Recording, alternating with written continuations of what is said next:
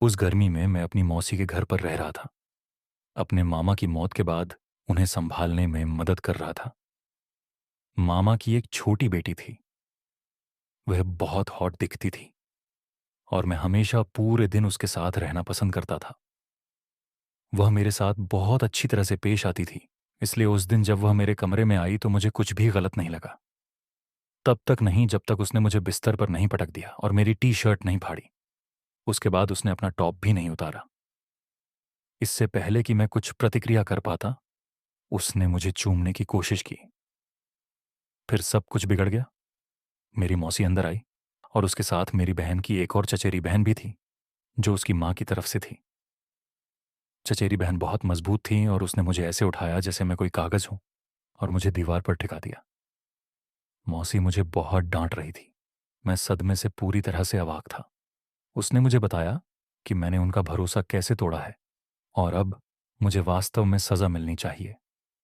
उसे लगा कि मैंने संयम नहीं दिखाया और मुझे सिखाने का एक ही तरीका है कि मुझे वही सिखाया जाए जो महिलाओं को सिखाया जाता है। शादी से पहले ऐसा कुछ भी करने से खुद को रोकना। इसलिए मैं गर्मियों के बचे हुए दिनों में एक लड़की की तरह रहूंगी जो 2 महीने थे, या चचेरे भाई से पिटूंगी और शायद वह मुझे चौधी, ताकि दिखाए कि यह कितना दर्दनाक है। मैंने समझाने की कोशिश की, लेकिन मेरी बहन ने अपना मासूम चेहरा बदल दिया और उन दोनों को आकर्षित कर लिया और मुझे हार माननी पड़ी। मैं उनसे नहीं लड़ सकती थी। वे संख्या में मुझसे ज्यादा थे और मांसपेशियों में मुझसे ज्यादा थे। वह दिन आखिरी दिन था जब मैं एक लड़के के रूप में लड़ सकती थी, क्योंकि उस रात मुझे बस एक नाइटी पहनने के लिए दी गई थी और मेरे सारे कपड़े झलकर राख हो गए थे। यहां तक कि मैंने जो अंडरवियर पहना था वह भी गायब था।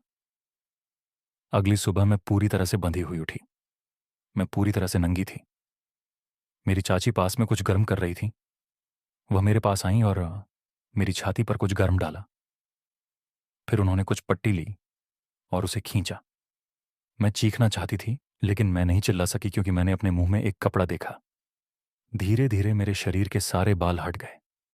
न केवल मैं अपने शरीर को हल्का महसूस कर सकती थी, बल्कि चिकनी भी महसूस कर सकती थी, क्योंकि चाची ने वैक्सिंग के बाद उस पर कुछ क्रीम लगाई थी। फिर मेरी मौसी ने मेरे चेहरे पर मास्क लगाया और इसे धोने से पहले 10 मिनट तक लगा रहने दिया। मेरा रंग कम हो गया था। मैं वास्तव में गोरी दिखने लगी थी। फिर उसने एक चिमटी ली और हर बार जब वह मेरी भौं से एक बाल निकालती तो वह मुझे सेक्सी लड़की कहती। उसने मुझे एक बहुत ही लड़कियों वाला नाम भी दिया था। फिर मेकअप और एक इंजेक्शन आया। उसने कहा कि यह मेरे बालों के बढ़ने की गति को बढ़ाने के लिए एक इंजेक्शन था, ताकि मैं लड़कियों की तरह लंबे बालों का आनंद ले सकूं। तब तक विग लगाना पड़ेगा। फिर ड्रेस आई। पहले अंडरगारमेंट्स पहनना मुश्किल था, लेकिन जैसे ही स्तन विकसित हुए और लिंग छोटा हुआ, यह आसान हो गया। अब 2 महीने बीत चुके हैं। मैं एक लड़की के रूप में बस गई हूं। मैंने खाना बनाना, साफ सफाई करना और कपड़े धोना सीख लिया है। मैंने अपना मेकअप खुद करना सीख लिया है और मेरे बाल वास्तव में अच्छे से बढ़े हैं। मुझे दुख है कि मुझे कल फिर से लड़का बनना पड़ेगा। आपका क्या मतलब है मौसी?